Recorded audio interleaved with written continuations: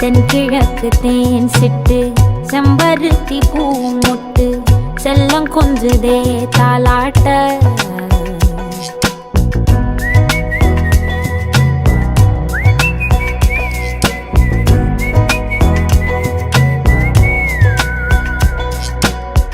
எத்தனையோ காலம் வாராத வானவில் வந்தது போலி பேச